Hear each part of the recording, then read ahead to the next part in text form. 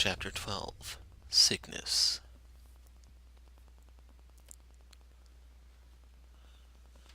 "30 days later. Sunday night, November 6th. It has been 6 weeks now since I became a professional killer. 6 weeks of late-night training sessions, early morning rendezvous, and excessive paychecks. 6 weeks of working directly under a crime lord and earning a living bringing death to those who are more valuable dead than alive. In those 6 weeks, I've killed a total of 9 people. 1 person each week for the first 3 weeks, 2 people each week for the next 3 weeks. I've improved considerably in every aspect, be it in terms of knowledge, financials, physical strength and stamina, or skill. Equally as important, I've been getting along well with those closest to me, not allowing my new lifestyle to destroy my personal relationships. Sarah and I have been fighting less, making for a peaceful home life, and I've grown closer to Misa than I could have foreseen. Spending every weekday together, not to mention training and working together, we've gotten rather comfortable in one another's presence. Our daily meetings are for fun, not out of obligation. We've been meeting earlier and parting ways later, and occasionally even staying together a while after being assigned work. Our time together has been everything I could have hoped for, to the point where I dare call Misa not only a coworker, but also a friend. It may not seem like much to consider a person your friend, but for me, it's a big deal. I'm not a trusting person, nor am I hospitable or charismatic. I don't make friends easily. Similarly, I have a tendency to be blunt, if not downright rude, and I usually drive people away. So for Misa and I, 2 loners who kill people for a living to have become friends, I really am happy right now.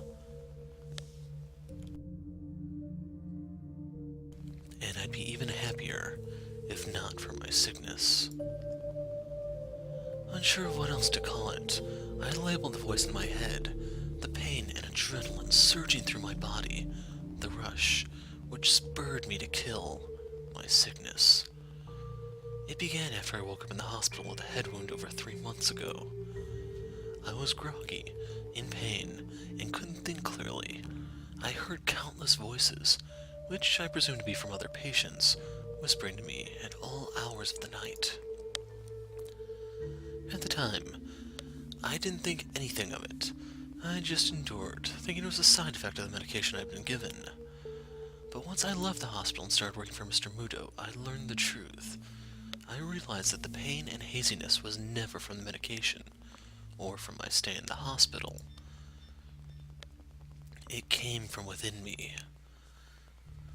When I killed Mr. Muto, when I attacked those 2 adolescents, whenever I felt a surge of malice, I knew my sickness was to blame. It began to come and go, occasionally speaking to me, directing me towards the right path. My sickness worked for my sake, even if it didn't seem like it at the time, and tried to do what was best for me. Or so I thought. For the past week, I've been in constant agony, varying only in the level of discomfort. It took its toll on me, both during and outside of work, but I figured it was something I could grit my teeth and bear. Then yesterday evening, after my sister fell asleep, I woke up in tremendous pain, clutching my stomach as though I'd been stabbed. I ran to the bathroom and puked until every morsel of food in my stomach was sitting in front of me, taking with it a fraction of the pain I felt. For hours I was in agony, unable to sleep or rest, completely at the mercy of my own body. I put this off for too long already. I can't keep prioritizing work and Sarah. Tomorrow morning, I'm going to see a doctor, no matter what.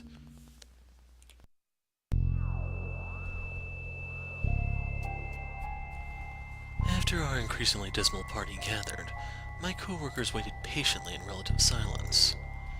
For 20 minutes we sat, unmoving, waiting for our missing comrades to arrive, hoping that they were merely running late.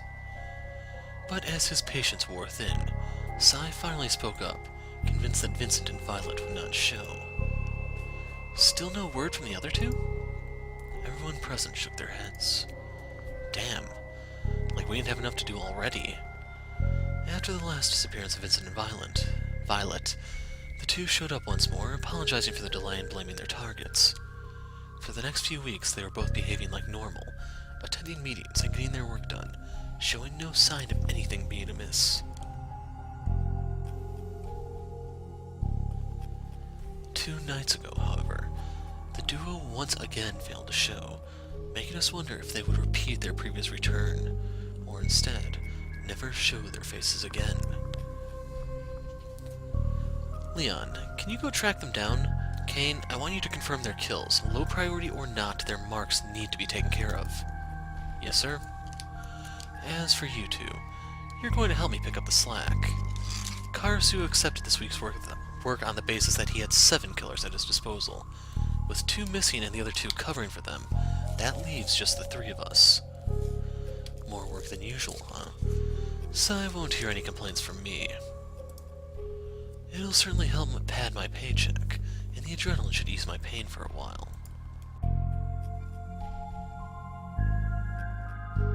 We have 11 targets this week, not including the ghosts Kane and Leon may be chasing. I'll take 8 of them myself. You two decide on how you want to handle the others.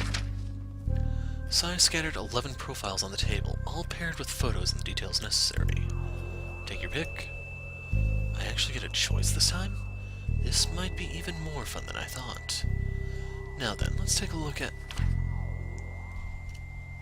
Alright then, I'll take the others. Wait a second, what are you... While I was looking at the scattered profiles, Misa handed Sai her choices, deciding for both of us who we would be targeting. Figures. I come all this way, no meeting takes place, and Misa chooses our targets for us.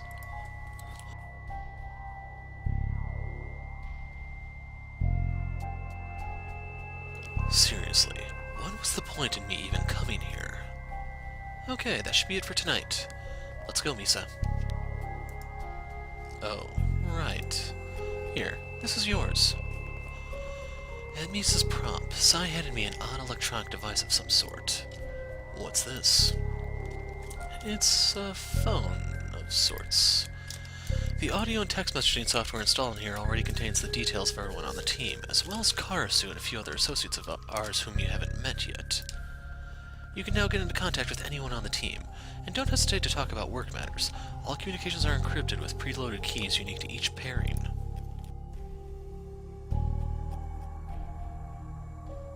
Sounds like a pretty sophisticated phone. Not particularly. It's just a bit more security focused than normal mobile phones. First of all, you can only use it to communicate with or receive communications from other people using the same device. Also, these devices utilize a mesh network available only within Richmond, so they're useless once you leave the city. I see. Put it simply, it's very private, restricted, and won't work outside of the city. So if you want to go around giving girls your number, you're out of luck. Seriously, just what kind of person does Sai think I am? Misa pulled her own phone out, proudly displaying it an inch away from my face. So you've got one too, Misa. That'll make working together easier. Misa may not be one for conversation, but even she would respond to a text message, right? Don't get any ideas about sending my daughter inappropriate text messages or photos. I wouldn't do that. Sure you wouldn't. Anyway, it's time to go. You two can arrange your work for the week tomorrow morning. And so begins another week.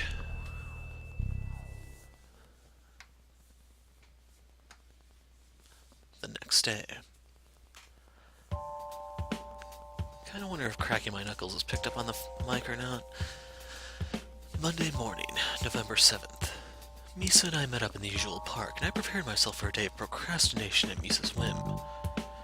As usual, Misa seemed to have a number of destinations in mind, all of which she conveyed without uttering a single word. Unlike the mornings of our other dates, however, this time I had a destination of my own in mind. With With the pain in my stomach at an all-time high, and my sickness proving to be beyond my control, Misa's plans were set aside.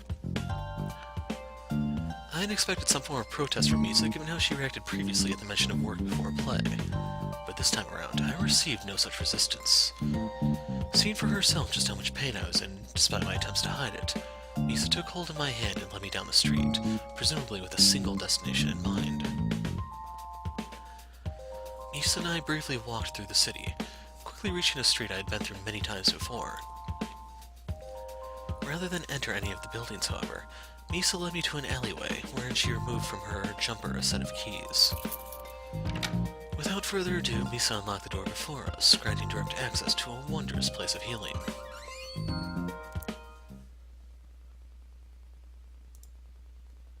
All good so far. Nothing abnormal, no blockages. Still nothing. No signs of any blood or tearing. The second we walked through the door, Misa and I were confronted with a scene I'd hoped never to see. Bent over the operating table in front of us was an elderly man, and behind him was... Are you sure it was blood you saw on your stool? Yes, I'm sure. I kept my hands over Misa's eyes, instinctively shielding her from the disturbing scene in front of us. I don't care how many people Misa has killed. No amount of bloodshed prepares a person for a sight like this. Well, then I'll just have to keep on... Despite our silence, Misa and I eventually attracted the attention of the doctor before us. He stared at us blankly, as confused by our presence as I was by the location of his finger. While I kept my hand over Misa's eyes, the doctor took a better look at her, soon gasping in realization. Could you wait outside one moment? Now then. What the hell are you doing here? How many times have I told you to knock? You know it drives me crazy when you people suddenly appear out of thin air completely unannounced. Shortly after directing us into the alley, the doctor followed suit, closing the door behind him and telling the nurse to delay his next appointment. Oh, and you brought a new face with you, huh? But if you are here, then this must be another one of Karasu's pets. Shit. Ask the man for help once and I'm his bitch for life. Just wonderful. So what can I do for you kids? Looking to score some narcotics for your idiot friends? Well, at least he cut straight to the point. I get that he's mad about being walked in on, and apparently being at Karasu's beck and call. But would it kill him to tone it down? I've been having stomach pains for a few weeks now. I was hoping you could help me out. You came to a doctor because you were feeling sick? Of course! Why didn't I think of that? It's like a burning sensation that's getting worse over time. Throwing up dulls the pain, and adrenaline wards it off, but nothing seems to get rid of it permanently. Have you had any diarrhea or blood in your stool? Not until this week, but... both, actually. And are you throwing up intentionally or as a result of discomfort? Both. Dehydrated? I guess. Did you consume anything sketchy shortly before the symptoms began? Any undercooked chicken? That's a tough one. I was eating properly before I entered the hospital, and they wouldn't serve me anything sketchy or undercooked. For 2 weeks after that, however, I ate whatever rubbish Sarah and I could throw together. Even if it was mostly instant, chances are I consumed something I shouldn't have. I don't think so, but I was... Yeah, whatever. You have gastroenteritis, a severe bacterial case. You seem fine overall, so just keep your fluids up and take it easy. Going back real quick, if you don't actually know what this is, whenever something ends with ITIS, that's usually indicating of some sort of swelling. So he has some... The doctor is predicting he's going to... Suo has some sort of bacterial infection that's causing swelling of the stomach. As such, or it could be the intestinal tract too. If it's the intestinal tract, that would explain the blood in the stool and stuff like that, and potentially the diarrhea. If it's in the stomach, that would explain the vomiting. And since Suo has both, that kind of tells you how severe this actually is. That's it. So, keep hydrated and I'll be fine. Don't you need to run some tests, or... Who's the doctor here, huh? If you don't like my diagnosis, then get a second opinion somewhere else. At the height of the doctor's rage, I felt a weak tug on my sleeve. Misa wore a complicated expression on her face. I couldn't tell if she was still worried about me, or just wanted to get away from the doctor as soon as possible. Fine, fine. Thanks for your help. Whatever, just get out of here. Well, that was a waste of time. Perhaps I should have opened by telling the doctor that I've been hearing voices inside my head. I don't know anything about that gastro whatever, but I'm betting it doesn't explain that particular symptom. Alone together, Misa looked at me with obvious concern. Don't worry about me, I'll be fine. If I can survive training with you, there's no way a little gastro something can hurt me. No good, huh? Misa must be as good at reading minds as Sarah. Either that or the pain I'm feeling is way too easy to see. Look, I'll go visit another doctor, okay? I'll get a second opinion somewhere else and make sure to receive a proper diagnosis. That's better. A joyful smile definitely suits Misa better than that worried expression she was wearing a moment ago. But if I want to keep her smiling, and Sarah too, I need to make good on my promise. I need to see a doctor, discover what's wrong with me, and find out if there's a cure. With my primary concern for the day pushed aside, Misa and I headed back to my house. Heeding the doctor's first piece of advice, I downed an unhealthy amount of water from the tap, hydrating myself to the point where I knew my bladder would seek vengeance later on. As for a suggestion that I take it easy, however, with 3 targets for the week, I couldn't afford to listen to his second piece of advice, nor could I entertain Misa's tendency towards procrastination. Instead, I grabbed the profile Sai gave me on Sunday night and stared at them on the living room table, right in front of my seated companion. First up is the local troublemaker Kunal. He resides barely 3 blocks from here. He'd been stealing from one of Karasu's front companies, and causing the employees grief, finally crossing the line when he shot the... What?! Finally crossing the line when he shot the owner and made off with Karasu's money. There's a note from Karasu saying to make the kill obvious and brutal, so as to send a message to other potential thieves among his ranks. Yikes. The other 2 appear to be a pair of lovers, Camilla Mendez and Mark Crane, the wife and best friend of a man currently undergoing divorce proceedings. He paid good money to see them not only killed, but savagely brutalized before death. Damn, these are some messed up hits, but actually normal fare, I think. What's with the sudden emphasis on being brutal? Is it really that important to send a message or to get revenge? Karasu's makes sense in a way, but I would have thought that at least the ex-husband would want the murders to look like accidents. Not that I should complain.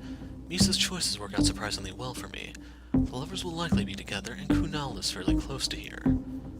Did Misa choose these 3 knowing that so as to maximize our free time? Or was it a coincidence? Either way, it looks like I might have an easy week after all. So, how do you want to divide the work up? Misa? While I was reading through our target's profiles, Misa somehow managed to sneak away. So the dude 4 blocks from here is toast. I guess we have the lovers. She was here just a second ago. Where did she run off to? Nope, it wasn't the call of nature that dragged Misa away. Nor was it the appeal of raiding my fridge. I would have heard Misa leave, so she couldn't have escaped, at least not out the front door. Unless she's hiding in plain sight, the only other likely hiding spot would be my bedroom. But Misa wouldn't go rummaging through my stuff, would she? Of course. Even if she did, I don't have anything worth hiding. At worst, she'd figure out that Sarah and I share a bed. I don't have anything worth stealing either. The most valuable possession I own is the phone that Sai gave me. Wherever she is, Misa can't hide from me in a place this size. Misa, are you in here? What the hell? Misa, what are you doing with my sister's clothes? Caught red-handed. Misa must have been pretty distracted for me to sneak up on her like this. Really though, just what is she thinking? So, you wanted to try on my sister's clothes.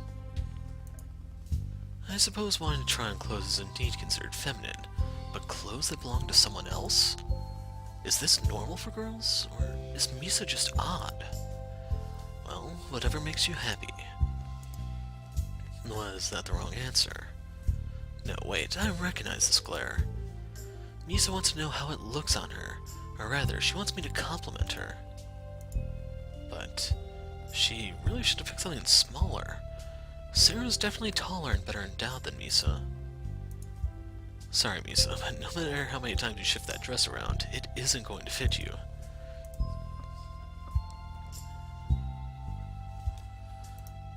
Not bad, but I think it's a bit small. You know what? Let's put off scouting out targets until tomorrow. For today, we're going to the mall and getting a dress in your size. After you change back.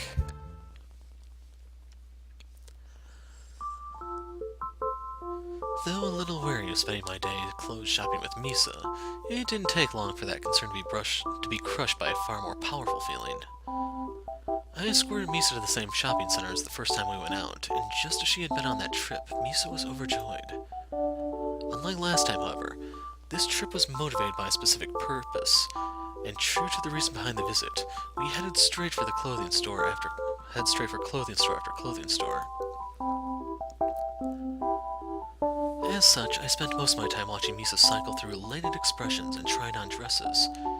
It was like watching a kid in a candy store, but with the finances to go nuts. What really amazed me, however, was the fact that Misa seemed content to simply try the clothes on. Even after going through so many stores and outfits, we were yet to buy a single article of clothing. I'm not going to berate Misa for showing some restraint, but if my experience with Sarah is anything to go by, Misa's willpower is superhuman. Could it be that Misa's worried about wearing such clothes in front of her father?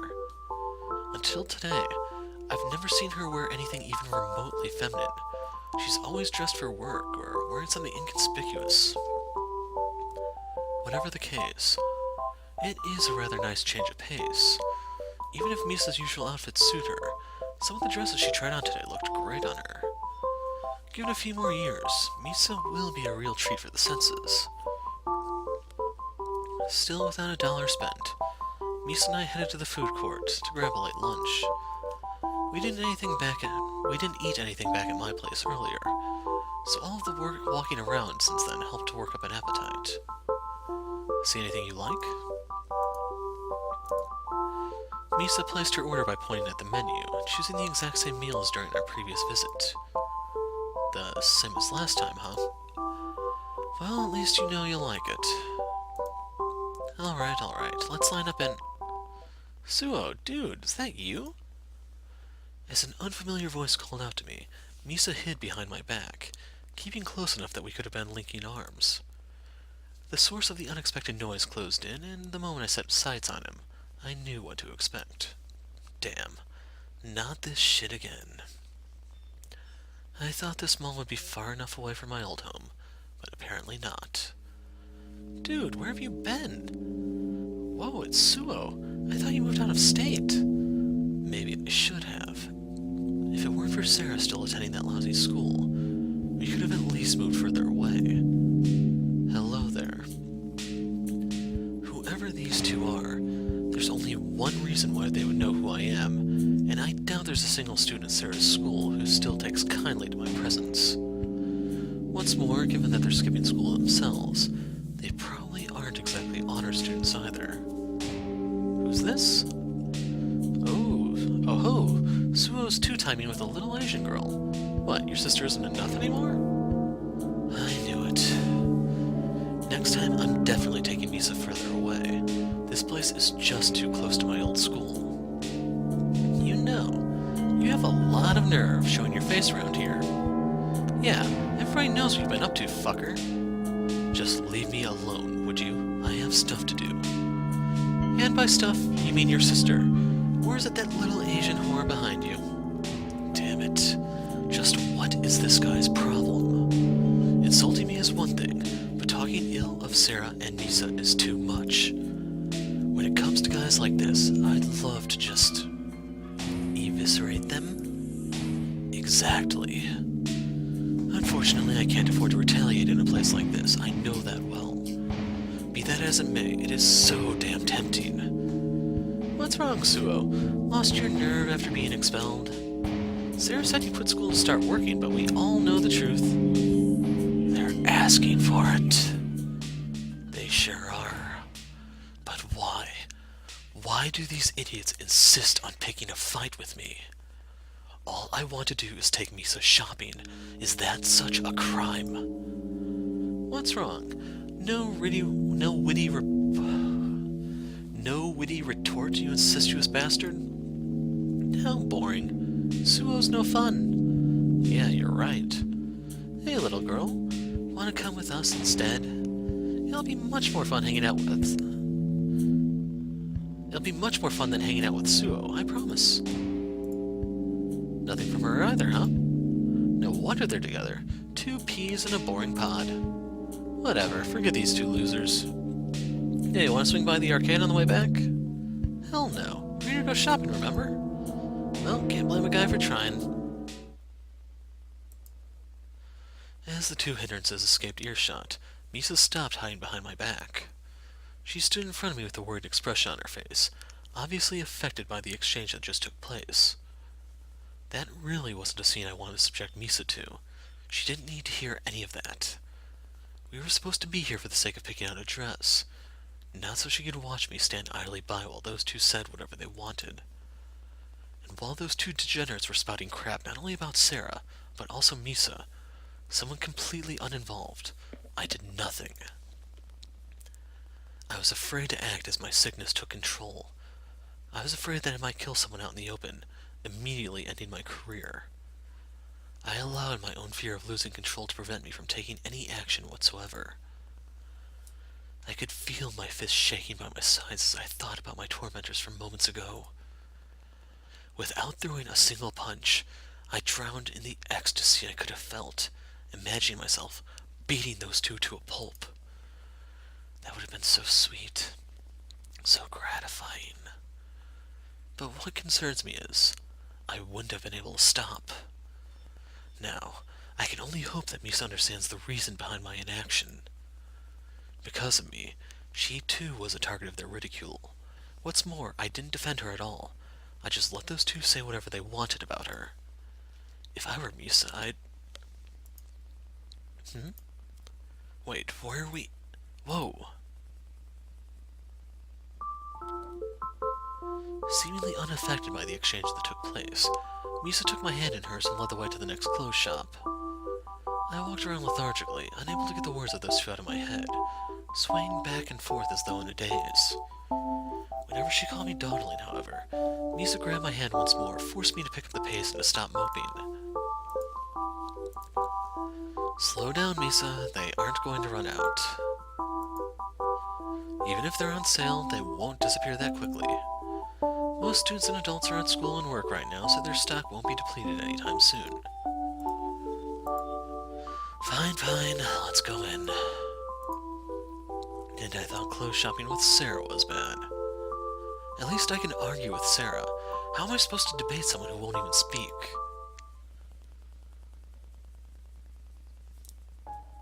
As the day dragged on and our usual partying time crept up on us, Misa and I made our final stop for the day.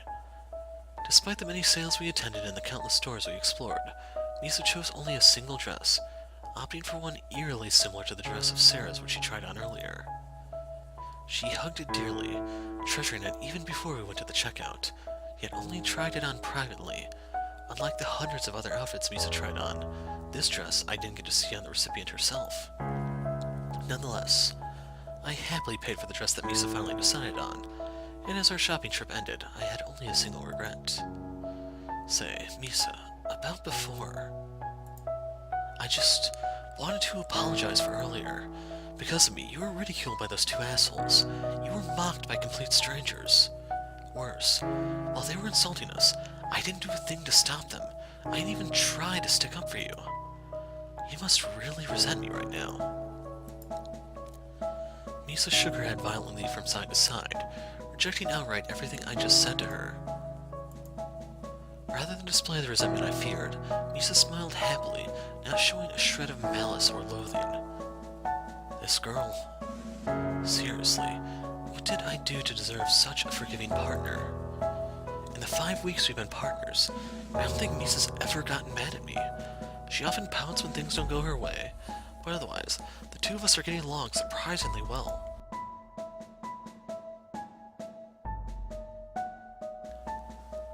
I've just been worried about nothing. I myself get worked up over my own dubious thoughts. I should have known Misa would look past such a minor squabble. If I didn't have Misa here with me today, I don't even want to think about how this might have turned out. After dropping off Misa at the usual time and location, I returned home for some rest and relaxation before my sister's imminent arrival.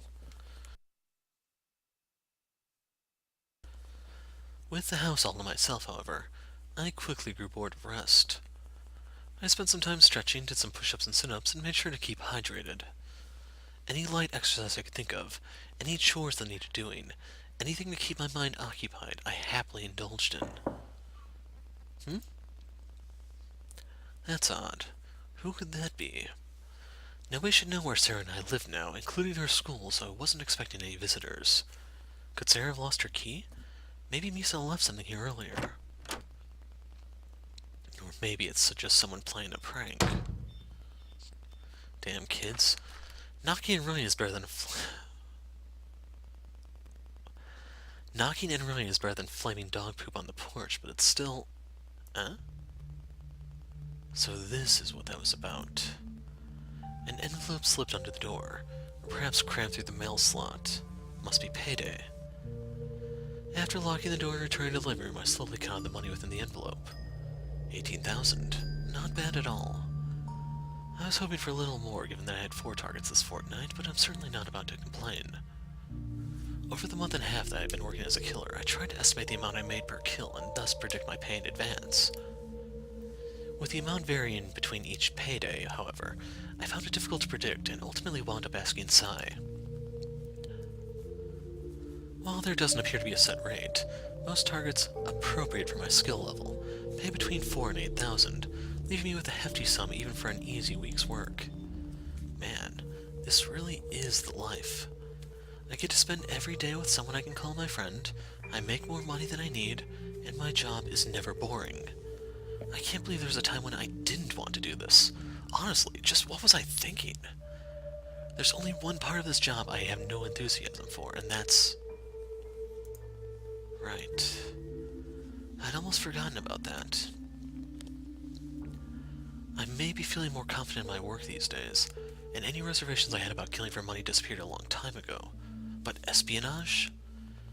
Despite Karasu's reassurance, there's no way I'm qualified to do that. Even if my job's to do nothing more than follow Sai's orders, what they're planning is just insane. Break into a multi-billion-dollar company. I'll be shot to death before I even get close. What's more, I still have no clue what I'm expected to do once we do get in. Even after all this time, they're still only drip-feeding me information, expecting me to just go with the flow. Even so, I do need that house. I promised Sarah that I'd take care of things, that our lives would return to the way they were. Regaining ownership of our old home is an important part of that promise. And yet, the mere thought of breaking into one of Adder's buildings makes me...